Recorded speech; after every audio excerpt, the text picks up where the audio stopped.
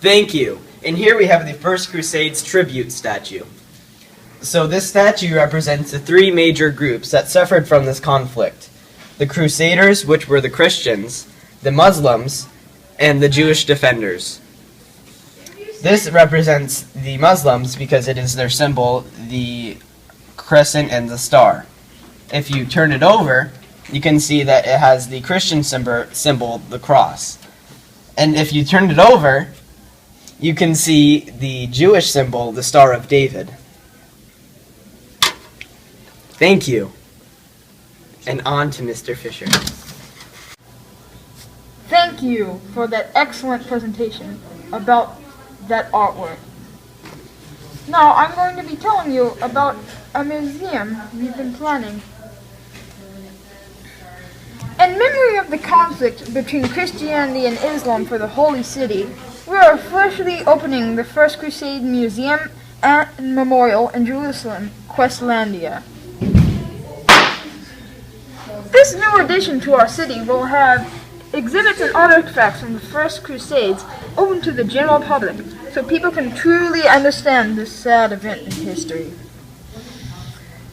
In the center of the Memorial and Museum, we have a courtyard and a garden with monuments to honor those who died for their beliefs and those who died unjustly in the massacre.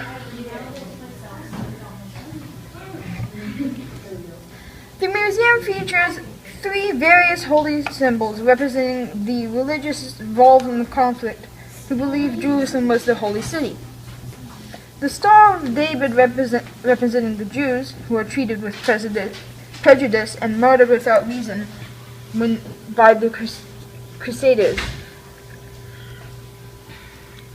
The Stone Crescent representing the Muslims who had their land invaded and the citizens killed.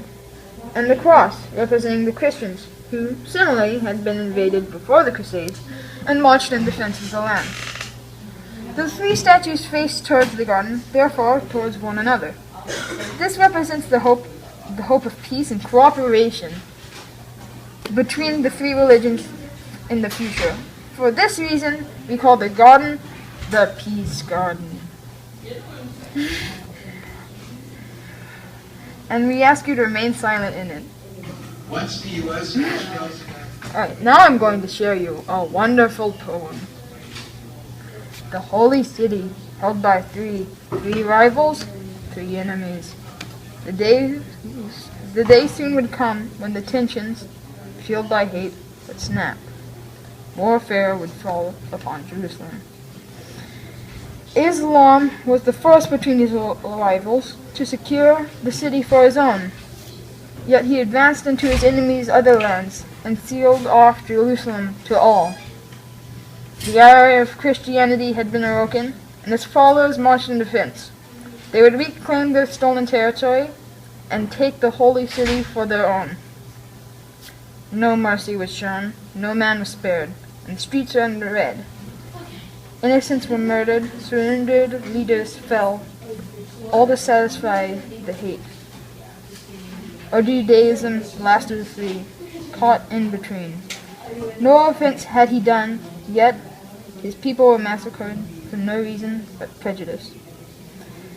How could such a war zone, such a slaughterhouse of men, be considered a holy city to them?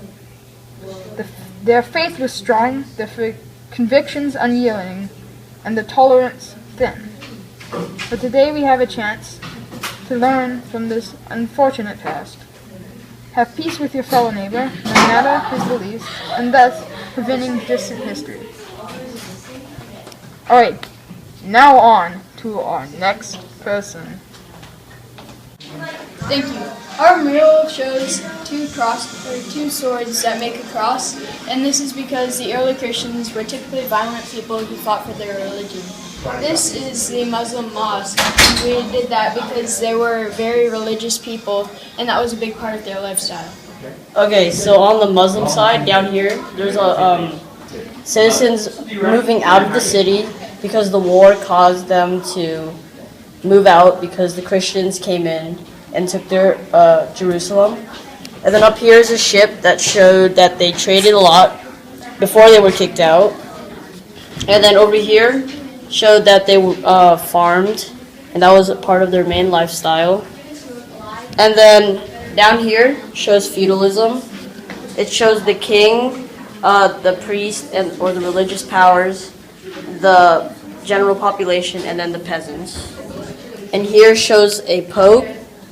Back then, the Christians were very violent, as we said before, and so the pope would influence people to say if they went on the crusades or they paid money, they would be able to go to heaven. And then here is a peasant lady listening to the pope. All right, and that's it. Thank you.